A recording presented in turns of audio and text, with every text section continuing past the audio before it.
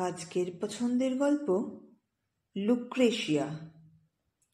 রচনা বাণী রায়। গতকাল রাত্রে গড়িয়াহাট থানা রোডে একটি থানার পাশে একটি সুন্দর সুবেশ যুবককে অচৈতন্য অবস্থায় পাওয়া গিয়াছে।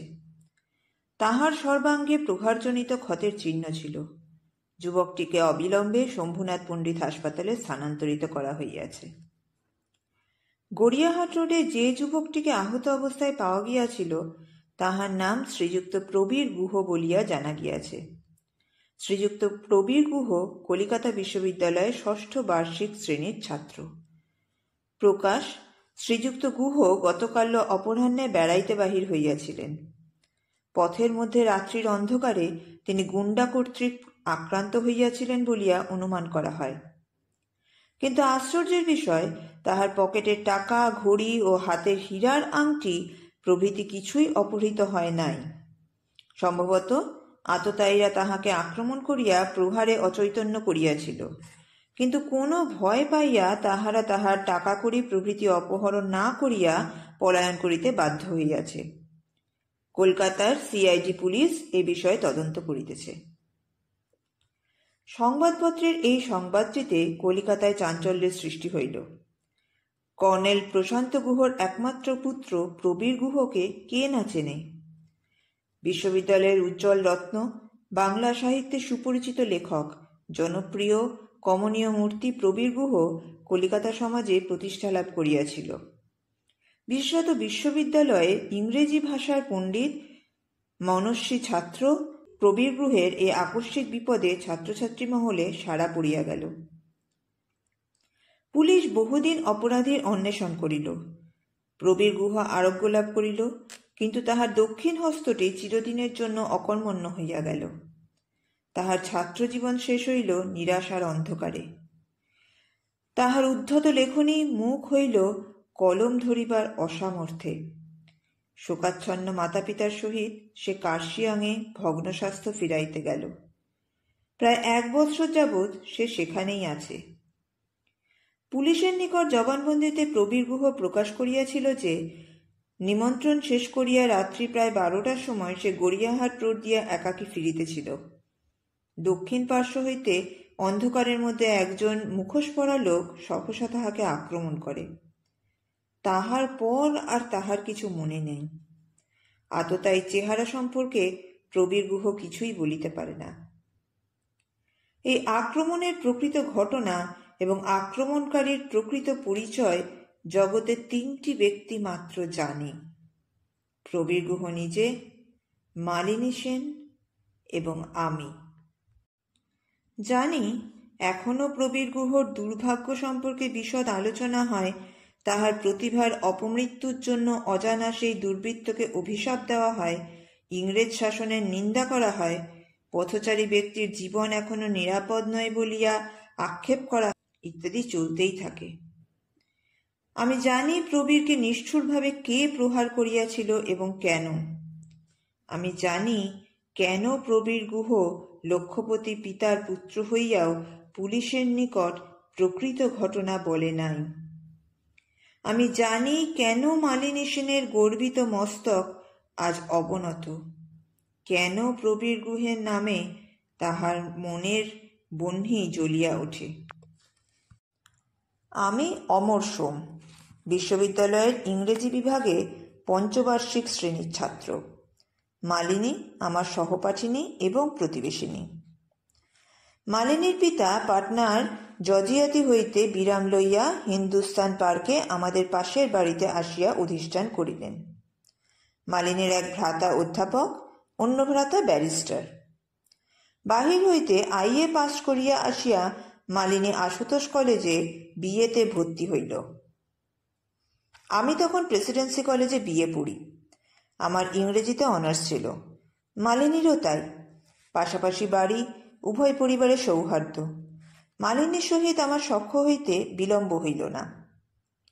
আজ মালিনী আমার কে জিজ্ঞাসা করিলে আমার উত্তর দেওয়া কঠিন হইবে, কিন্তু মালিনী আমার কে নয় তাহার উত্তরও আমার জানা নাই। মালিনী বাংলার বাহিরে মানুষ। সমস্ত প্রকৃতিতে তাই তাহার একটা উন্মত্ত বন্যতা। অবাধ স্বাচ্ছন্দ্যে সে বাড়িয়া উঠিয়াছে অতিমুক্ত লতাটির মতো। বাঙালিনীর ভীরু নম্রতা তাহার মধ্যে নাই। আছে অগ্নি, আছে দীপ্তি। তাহার ক্ষীণ শ্যাম দেহে আকর্ণ বিশ্রান্ত কিন্তু অনতিপ্রশস্ত নয়নে বক্র রক্ত অধরে আছে অনল, যাহা পুরুষ চিত্তকে দগ্ধ করে, জ্বালা দেয়। মালিনী কবিচিত্ত। তাহাদের বাগানে বসিয়া কতদিন তাহাকে দেশি বিদেশি কাব্য পড়িয়া শুনাইয়াছি। আমাকে সে চিরদিন সঙ্গদান করিয়াছে, কিন্তু আমার নীরব প্রেম সে গ্রহণ করে নাই। বর্ষণমত্ত সন্ধ্যায় তাহার অবাধ্য অলোক উড়িয়া আমাকে স্পর্শ করিয়াছে। রৌদ্রপ্রসন্ন দিনে সে আরাম ভ্রমণে আমাকে সঙ্গী করিয়াছে। আকুল নিশীথে আমার সুরে সুর মিলাইয়া সে গান ধরিয়াছে, কিন্তু আমার ভালোবাসার তিলেকের জন্য সে ধরা দেয় নাই। তাহার অনল অন্য শিখাতে খুঁজিয়া মরিত, আমি তাহাকে কেবল শীতল জলই যোগাইয়াছি। বিয়ে পরীক্ষার ফল বাহির হইবার পর মালিনী আমাদের বাড়ি আসিল। তাহার চঞ্চল চরণছন্দে গৃহ মুখর হইয়া উঠিল।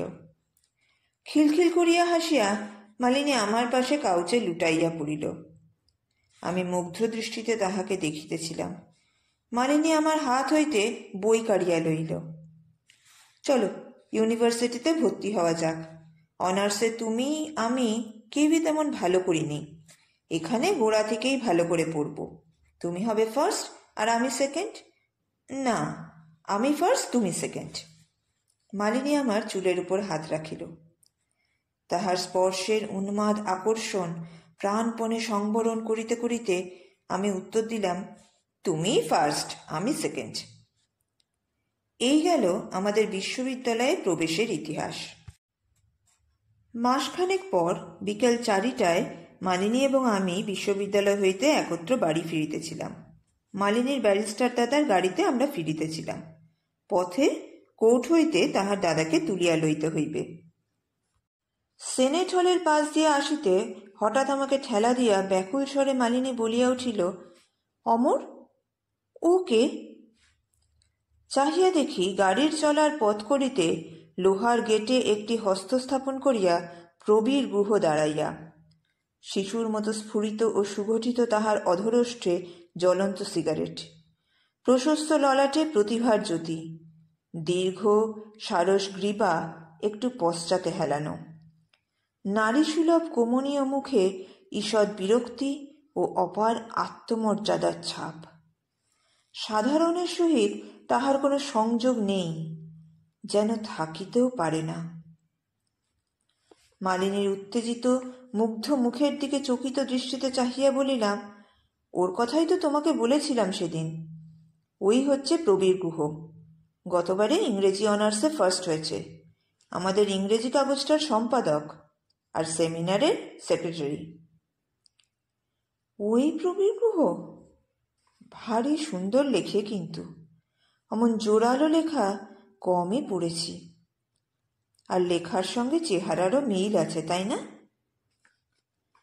প্রবীর গুহ তাকাইল না।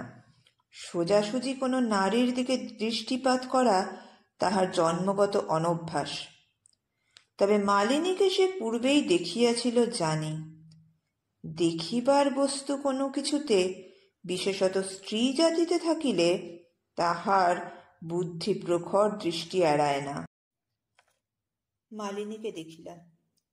আত্মবিস্মৃত হাসি তাহার মুখে, নয়নে স্বপ্নের ছায়া। মালিনীর হাসি আমার চিত্তে দহন আনিল। তাহাকে পরিহাস করিয়া সতর্ক করিলাম, চেহারাটা বাঁকা তরোয়ালের মতোই, কিন্তু চরিত্র? সাবধান মালিনী, প্রবীর গুহের নৈতিক চরিত্রে শিথিলতা আছে। কোনো মেয়েই ওর হাত এড়ায় না। মালিনীর বক্র অধরে শানিত হাসি ঝলকিয়া উঠিল। প্রতিভার সঙ্গে চরিত্রের যোগ থাকে না অমর।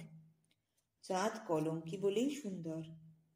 আর লোকে তো অনেকই বলে, এদেশে তিলকে তাল করে এ কথা আমার জানা। এত সুন্দর তুমি কি দেখলে মালিনী? তুমি তো কোনো পুরুষকে সুন্দর দেখো না। অজ্ঞাতে হয়তো একটা নিঃশ্বাস পড়িল। তোমার চেয়ে বেশি সুন্দর হয়তো প্রবীরকে কেউ বলবে না, কিন্তু আমি দেখেছি ওর ব্যক্তিত্বকে, ওর প্রতিভাকে। চেহারা তার আধার মাত্র। কি আশ্চর্য! তাহার দিন দুই পরে বিতর্ক সভায় প্রবীর গুহ নোয়াল কাভার্ড সম্বন্ধে একটি প্রবন্ধ পাঠ করিল। কুশাগ্র বুদ্ধি তাহার, তীক্ষ্ণ রচনা বিন্যাস, প্রতিপক্ষের কলরব ভেদ করিয়া তাহার কণ্ঠ উদ্যত বাতাসে আচ্ছন্ন করিয়া ঘুরিয়া ফেরে। তাহার যুক্তি অসীম জ্ঞানের পরিচয় দেয়। সম্মুখের আসনেই মালিনী। রক্তপদ্ম বর্ণের শাড়ি তাহার রূপকে মুখরতর করিয়া তুলিয়াছে। চঞ্চল দৃষ্টি তাহার বারংবার প্রবীরের স্ত্রীর প্রদীপ্ত দৃষ্টির সহিত মিলিত হইতেছিল। তাহার পরের দিনই মেয়েদের বসিবার ঘরের সামনে দেখিলাম প্রবীর ও মালিনী অন্তরঙ্গভাবে আলাপ করিতেছে। প্রবীরের পদ্মপলাশ নেত্রে ব্যাধের কটাক্ষ, মালিনীর নয়নে আত্মসমর্পণের অসহায়তা। সহসা মনে হইল বিশ্ববিদ্যালয় যেন তিমির গুণ্ঠনে ঢাকিয়া গেল, যেন আমার চারিপাশে শত শত অলিন্দ স্থপতি শিল্পের নিদর্শন রূপ আমাকে বেরিয়া ধরিল। আমার জন্মান্তরের প্রিয়া যেন অশান্ত ক্রন্দনে আমাকে ডাকিতেছে, লুক্রেশিয়া। আমি কলটিনাস নহি, পঞ্চম বার্ষিক শ্রেণীর ছাত্র অমর সোম। আমার নির্যাতিতা লুক্রেশিয়া তাহার বিষাদম্লান দৃষ্টি অসহ্য যন্ত্রণার অভিব্যক্তি লইয়া ক্ষণতরে দেখা দিয়া সরিয়া গিয়াছে। আমার সহপাঠিনী মালিনী শুধু ষষ্ঠ বার্ষিক শ্রেণীর শ্রেষ্ঠ ছাত্র প্রবীর গুহর সহিত বিশ্রামালাপ করিতেছে। আমার রোম বিশ্ববিদ্যালয়ের প্রাচীরের গায়ে মিলিয়া গিয়াছে। আমি তো কলটিনাস নহি, তবে কিসের প্রতিহিংসা, কিসের প্রতিশোধ? আমার হস্ত কেন আপনি মুষ্টিবদ্ধ হইতেছে? সমগ্র শরীর আহত ব্যাঘ্রের মতো কাহার উপর সরসে ঝাঁপাইয়া পড়িতে চায়। মনে মনে হাসিলাম। রাত্রি জাগরণ ও কাব্যচর্চার মাত্রা কমাইতে হইবে। মালিনের নিকটে গিয়া দাঁড়াইলাম। প্রবীর গুহ তখন চলিয়া গিয়াছে। কি কথা হচ্ছিল তোমাদের? বেশ তো আলাপ হয়ে গেছে দেখছি। প্রশ্ন করিলাম। মালিনী উত্তর দিল, একটা চ্যারিটি পারফরমেন্স হবে, তাই গান দিতে বলছিলেন। কোনো মন্তব্য প্রকাশ করিলাম না। প্রবীর গুহের সম্বন্ধে বিশেষ কিছু জানি না। আভাসে জানি নারী দেহের প্রতি তার দুর্বার লোভ।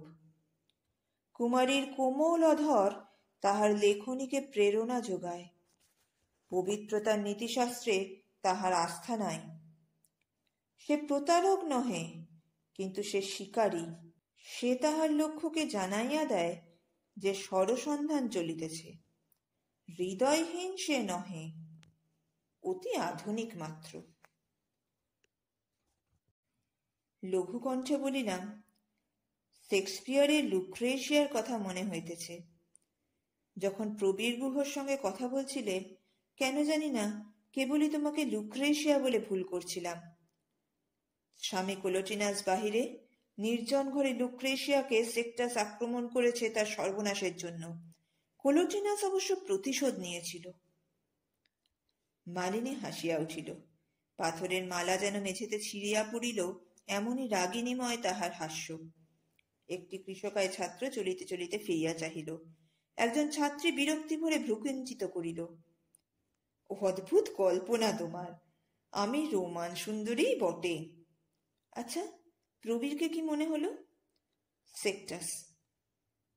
তীব্র দৃষ্টিতে ভর্ৎসনা হানিয়া চাপা গলায় মালিনী বলিল, ছি। 6 মাস পরে মালিনীর গৃহে সন্ধ্যা ভোজন।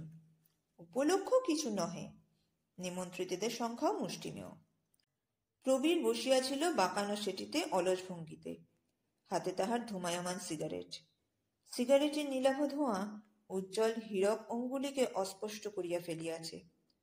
বঙ্কিম অধরষ্ঠে ইস্পাতের মতো ধারালো কৌতুকের হাস্য, চোখে নরম প্রেম জড়িত আদরের দৃষ্টি। সকলের সম্মুখে যাহা মুখে আসে না, তাহা যেন দৃষ্টির সহিত সে মালিনীকে নিবেদন করিতেছিল। প্রতিটি কটাক্ষ যেন তাহার এক একটি চুম্বন। মালিনী আমার পাশে বড় সোফায় বসিয়া ফুলের পাপড়ি ছিঁড়িতেছিল। আজও সে পরিয়াছে রক্ত গোলাপ রঙের রেশমি শাড়ি, কালো চুলে জড়ানো গোলাপের মালা, হাতে লাল গালার জড়ি জড়ানো চুড়ি, কানে গলায় লাল প্রবালের গহনা। এ যেন জ্বলন্ত বহ্নি শিখা, উদগ্র কামনায় জ্বলিতেছে কাহাকেও আলিঙ্গন করিবার নিমিত্ত।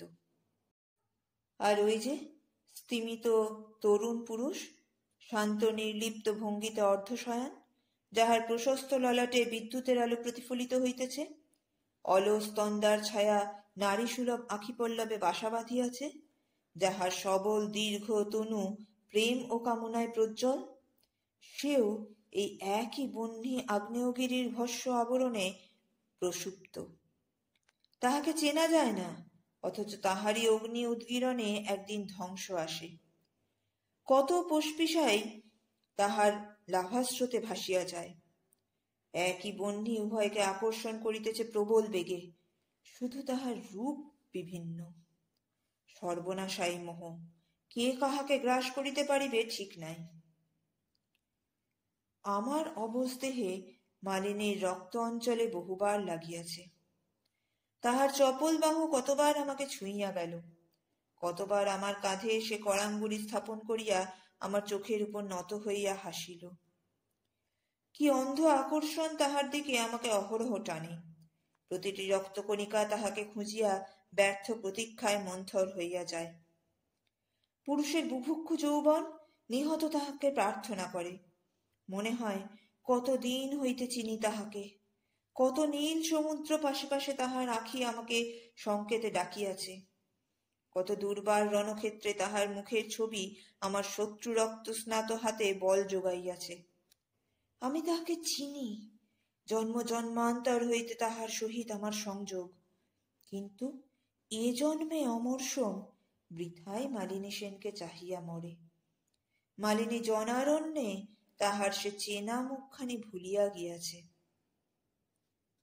যাই বলো মালিনী, ছেলে মেয়েতে বন্ধুত্ব আমি বিশ্বাস করি না।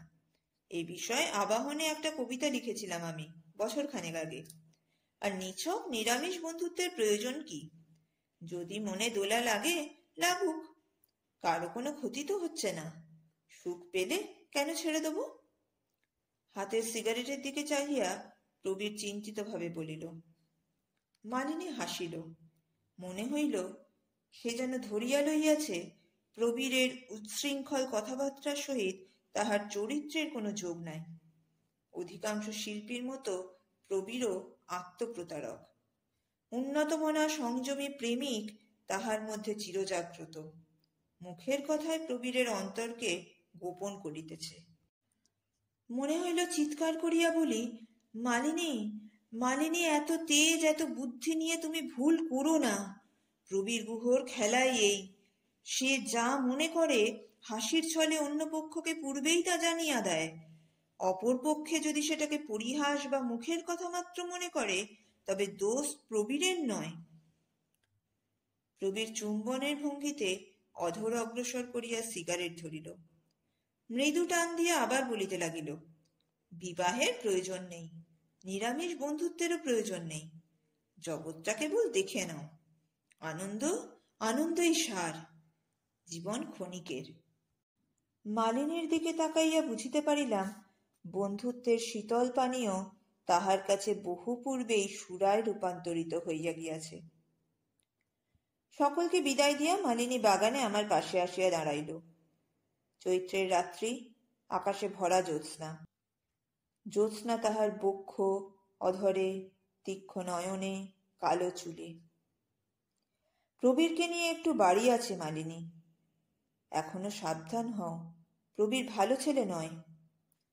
মালিনীর দীপ্ত সৌন্দর্য জ্বলিয়া উঠিল। ভালো কি মন্দ তা নিয়ে লোকের মাথা ব্যথা কেন? ভালো ছেলে, ভালো ছেলে দেখে দেখে আমার অসহ্য হয়েছে। আমি শিশু নই অমর, মনে রেখো। মরিয়া হইয়া বলিতে লাগিলাম, প্রবীরদের বাড়ি অত্যন্ত সেকেলে, আর তুমি তো জানো ও বিবাহে বিশ্বাস করে না। এখন তো দূরের কথা, কোনোদিনই হয়তো বিবাহ করিবে না। মালিনী, বিপদে পড়বে তুমি, কারণ তুমি ওকে যতটা ভালোবেসে ফেলেছ, ও তোমাকে তা বাসেনি। আহতা সর্পির মতো মালিনী দেহ অকুঞ্চিত করিল। সুরমালাঞ্ছিত ছুরির ফলকের মতো সংকীর্ণ তাহার চক্ষু সর্পীয় দৃষ্টিতে আমার প্রতি চাহিয়া রহিল। সে চোখে ঘৃণা ও দম্ভ। কি পাগলের মতো বকছ অমর? বিয়ের প্রশ্ন ওঠে না এখানে। প্রবীরকে আমি হয়তো ভালোবেসেছি, না জেনে অস্বীকার করব না, কিন্তু আমি জানি আমার ভালোবাসার ও যোগ্য। লোকে ওকে বোঝে না, ওর প্রতিভার মূল্য মিনমিনে বাংলাদেশ দিতে পারে না। তোমরা তথাকথিত শুদ্ধ, শান্ত, ভালো ছেলেরা ওর মুখের কথা, বাইরের ব্যবহার দেখে ভুল করো। বড় সুন্দর মন প্রবীরের, আমি ওকে ঠিক চিনেছি। সমস্ত সামাজিক বন্ধন সংস্কারের ওপরে প্রবীর গুহ, অসাধারণ ওর ব্যক্তিত্ব। নদীর ধ্বংসমুখী তীরে দাঁড়াইয়া আছে আমার প্রিয়া, তাহাকে রক্ষা করিবার ক্ষমতা নাই আমার। অদৃশ্য বিপদ তাহাকে গ্রাস করিবার জন্য অগ্রসর হইতেছে। সরল শিশুর মতো নিজের পবিত্র নির্ভরশীল মন দিয়া সে বিশ্বের বিচার করিতে চায়। আবার তাহার দিকে চাহিলাম, বলিলাম, তুমি প্রবীরকে বোঝনি মালিনী। যতই তোমার বুদ্ধি থাক বা দীপ্তি থাক, চিরকাল বাংলার বাইরে তুমি মানুষ। সরল খোলা জীবন তোমার, মানুষের জটিলতা কুটিলতার সঙ্গে তোমার পরিচয় নেই। মালিনী, তুমি সৎ মেয়ে, অসৎ পুরুষের কামনা বোঝা তোমার সাধ্যের বাইরে। প্রতিভা আছে প্রবীরের, কিন্তু সে প্রেমিক নয়, কামুক। অমর, অনেকক্ষণ তোমার ব্রাহ্ম সমাজের বক্তৃতা সহ্য করছি, আর নয়। মনে রেখো, প্রবীর আমার বিশেষ বন্ধু, তাকে অপমান করার অধিকার তোমার নেই। আমার সঙ্গে প্রবীরেরও বন্ধুত্ব আছে, তোমারও তাই, কিন্তু সে তো কখনো আমাকে উপদেশ দিতে আসে না। মালিনী সম্মুখের গাছ হইতে দুটি ফুল ছিঁড়িয়া সরসে কুটি কুটি করিয়া ছড়াইয়া ফেলিল। যন্ত্রণায় আমার মুখ নীল হইয়া গেল। চন্দ্রের স্নিগ্ধ আলো মালিনীর অর্ধচন্দ্র ললাটে নিজের ছায়া দেখিতেছিল। শিথিল তাহার কেশবন্ধন, আঁখিতটে বিপুল শ্রান্তি, বক্র রক্ত অধরে তাহার চাঁদের আলো। আজ যেন সে অধর তত বক্র, তত উদ্ধত নয়, যেন অন্য অধর তাহাকে নিজের বলে নত করিয়াছে। তাহার অধরের দিকে দৃষ্টি রাখিয়া অতি কষ্টে আবার বলিলাম, উপদেশ দিচ্ছি না মালিনী, বন্ধুত্বের দাবিতে সাবধান করে দিচ্ছি। তোমার ভাবালু কবি মন এ পৃথিবীতে চলে না। প্রবীর তোমার মতো নয়, তুমি যা বাইরে সে তারই ভান মাত্র। কিন্তু ও কি মালিনী, ও কি তোমার ঠোঁটে? প্রবীর কি? মালিনী, মালিনী, উত্তর দাও। আহত পশুর মতো বেদনায় আমার স্বর নির্জন রাত্রিতে বিভৎস শুনাইল। হ্যাঁ, যা অনুমান করেছ সত্যি। প্রবীর আমাকে চুম্বন করেছে, তাতে কি হয়েছে? আমি তো তাকে ভালোবাসি। তাহার পর প্রায় 15 দিন মালিনীদের বাড়ি যায় নাই, কথাবার্তাও হয় নাই। ক্লাসে দেখি সম্রাজ্ঞীর মতো মালিনী নির্দিষ্ট স্থানটিতে আসিয়া বসে, কোনো দিকে না চাহিয়া ক্লাসের শেষে চলিয়া যায়। তার মাঝে মাঝে দেখি বিকেলে তাহার গাড়িতে প্রবীর গুহকে। সন্ধ্যার ছায়া টাইবারের তীরে তীরে নামিয়া আসিয়াছে। প্রবীর গুহ তাহার কাগজের জন্য একটি কবিতা চাহিয়াছে, তাহাই লিখিতে লিখিতে সন্ধ্যায় অবসন্ন দেহে ঘুমাইয়া পড়িয়াছি। স্বপ্নের স্পর্শ তখন যেন চোখে লাগিয়া আছে, তখন যেন কানে লুক্রেশিয়ার আর্ত হাহাকার ভাসিয়া আসিতেছে। কত দূর শতাব্দীর পারে বসিয়া সে যেন আহ্বান করিতেছে। তাহার হৃদয় মথিত করুণ রোদন আকাশে বাতাসে ভাসিয়া আমাকে ডাকিতেছে, কোলোটিনাস, কোলোটিনাস। এ ডাক না শোনা আমার পক্ষে অসম্ভব। আমি চিত্ততন্ত্রী এই এক সুরে বাঁধা যুগ যুগ হইতে। জানি আমাকে যাইতে হইবে। ক্ষিপ্র হস্তে বেশভূষা সারিয়া লইলাম। মালিনীর বাড়ি সন্ধ্যার পর পৌঁছিলাম। বাহিরের ঘরে মালিনীর অধ্যাপক দাদা ও ব্যারিস্টার দাদা উচ্চস্বরে আলোচনায় রত। মালিনী মাতৃহীনা, তাহার বড় বৌদিদি রাস্তার দিকে জানলা ধরিয়া দাঁড়াইয়া আছেন। সাদর আহ্বান চিরদিনই মালিনীর বাড়িতে পাই। প্রশ্নের উত্তরে শুনিলাম মালিনী কলেজ হইতে এখনো বাড়ি ফেরে নাই। তাহার সঙ্গে গাড়িতে আছে কেবল প্রবীর গুহ। অধ্যাপক বলিতেছেন, এত বাড়াবাড়ি ভালো লাগে না আমার, স্ত্রী শিক্ষার নামে স্বেচ্ছাচারিতা।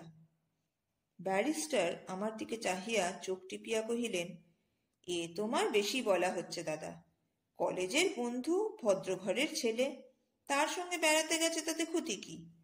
মেয়েদের কি এতই ঠুনকো মনে করো, এতই দুর্বল? আর মালিনী সে জাতের মেয়ে নয়, নিজের ভার সে নিজে নিতে জানে। আমার দিকে চাহিয়া অধ্যাপক চুপ করিলেন। হায়, তাহারা মনে করেন মালিনীর বড় মাল্য একদিন আমার কণ্ঠেই পৌঁছিবে। রাত্রি ৮টা বাজিয়া গেল। যে যাহার কাজে চলিয়া গেলেন। আমারই প্রতীক্ষা শুধু শেষ হইল না। অবশেষে গভীর রাত্রে এক গাড়ি আসিয়া দরজায় থামিল। দেখিলাম এক ছায়ামূর্তি নামিয়া অসংলগ্ন দ্রুত পদে পিছনের দ্বার দিয়া অন্দরের দিকে অগ্রসর হইল। তাহার সম্মুখে গিয়া দাঁড়াইলাম। মৃদু স্নিগ্ধ কণ্ঠে ডাকিলাম, মালিনী।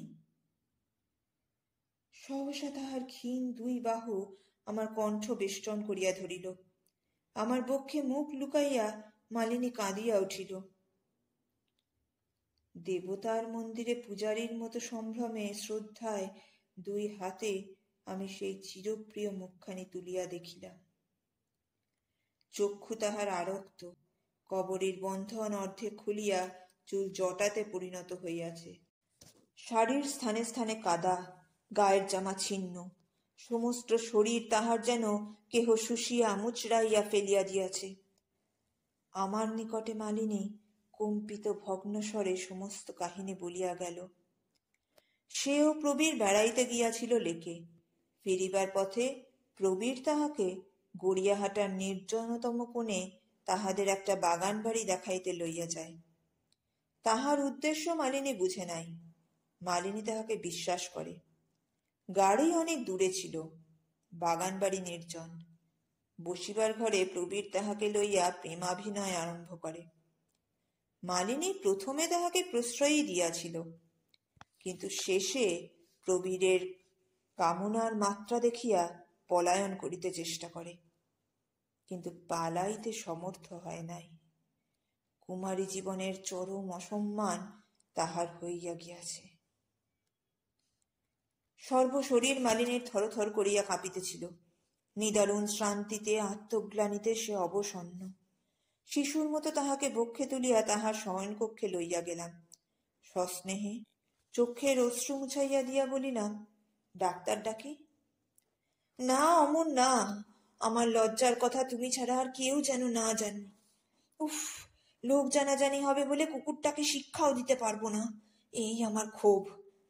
নিরুপায় ক্রোধে মালিনী শুভ্র মুক্তাদন্ত দিয়া বিছানার চাদরখানা ছিন্ন করিতে লাগিল। লোক জানাজানি হবে না, তাকে শিক্ষাও তুমি দিতে পারবে মালিনী। আমি এখনই যাচ্ছি। এখনো তো সে গড়িয়াহাটার বাগান বাড়িতে আছে বলছিলে না? অসহ্য হৃদয়াবেগ দমন করিয়া শান্ত স্বরে বলিতে পারিলাম, তুমি যাবে? তুমি যাবে অমর? উত্তেজনায় মালিনী শয্যা হইতে উঠিয়া বসিল। দুই হাতে আমার হাত চাপিয়া ধরিয়া বলিতে লাগিল, তুমি যাও। আমি যেমন কষ্ট পেয়েছি সেই কষ্ট বেটাকে দিতে হবে। প্রতিজ্ঞা করো অমর, এর শাস্তি তুমি দেবে তাকে, দয়া করে ছেড়ে দেবে না। মাটিতে তার মাথা লুটিয়ে দিয়ে সেই মুখ তোমার জুতো দিয়ে থেতলে দিও। সে যে ঘৃণ্য প্রবৃত্তিতে আমাকে ধরেছে সেই হাত তার জন্মের মতো ভেঙে দিও। তুমি ঠিকই বলেছিলে, ভালো সে আমাকে বাসেনি, আজ স্পষ্টই বলেছিল। আমি দ্বারের দিকে অগ্রসর হইলাম। দরজার বাহিরে আসিতেই কিন্তু পশ্চাৎ হইতে আহ্বান আসিল দুর্বল ভগ্নস্বরে, অমর। দেহ তখন আমার রোমান বীরের বীর্যে উদ্বেল, তিলমাত্র বিলম্ব সহ্য হয় না। কিন্তু সে যে কণ্ঠের একটিমাত্র আহ্বান আমাকে মৃত্যুর তীর হইতেও ফিরাইতে পারে, সেই কণ্ঠের আহ্বানে আবার ফিরিলাম। বালিশে মুখ লুকাইয়া অস্পষ্ট স্বরে মালিনী কহিল, কিন্তু তাকে প্রাণে মেরো না অমর। প্রবীর গুহের সহিত দেখা হইয়াছিল সেই রাত্রে গড়িয়াহাটার রাস্তায়। রাত্রি তখন প্রায় 11:30। আমি অপেক্ষা করিয়াছিলাম পথের পাশে। প্রবীর আমাকে চিনিয়াছিল, কারণ আমি মুখে কোনো মুখোশ ধারণ করি নাই এবং তাহাকে আক্রমণ করিবার পূর্বে প্রস্তুত হইবার সময় দিয়া আক্রমণের কারণ খুলিয়া বলিয়াছিলাম। তাহার পরের ঘটনা সকলেই জানিয়াছে। প্রবীর শক্তিশালী, নিজেকে রক্ষার চেষ্টাও তাহার প্রশংসার যোগ্য। কিন্তু আমি তো তখন শুধু 20 শতাব্দীর অমর সোম ছিলাম না, আমি তখন কোলোটিনাস। প্রবীর আমার নাম পুলিশের নিকট করে নাই, ইহাও তাহার অনন্য সাধারণ বুদ্ধি ও প্রতিভার পরিচয়। মালিনী আজও বাঁচিয়া আছে, আমিও আছি। লুক্রেশিয়ার পরিণতি তাহার হয় নাই, কিন্তু সে আমার কাছে আজ মৃতা। সে অন্নপভুক্তা বলিয়া আমি দূরে সরাইয়া দিয়া নাই। অমৃত কখনো উচ্ছিষ্ট হয় না। কিন্তু আমার যাহা জানিবার, তাহা তাহার সেই চরম অবমাননার সময় তাহার মুখ হইতে শুনিয়াছি। তাহার যন্ত্রণা আমি ভুলিতে পারিয়াছি, ভুলিতে পারি নাই কেবল তাহার মুখের একটি কথা, তাকে প্রাণে মেরো না অমর। রোমের প্রাচীন গাথায় ও মহাকবি শেক্সপিয়ারের কাব্যে একটি ভুল ছিল, আমার জীবনে তাহার সংশোধন হইয়া গিয়াছে। আমার লুক্রেশিয়া আজীবন সেক্টাসে আসক্তা। পাঠ ভালো লাগলে একটি লাইকের মাধ্যমে তা জানিয়ে যান। আর এইরকম গল্প আরো শুনতে আমাদের চ্যানেলটিকে সাবস্ক্রাইব করতে ভুলবেন না। ধন্যবাদ।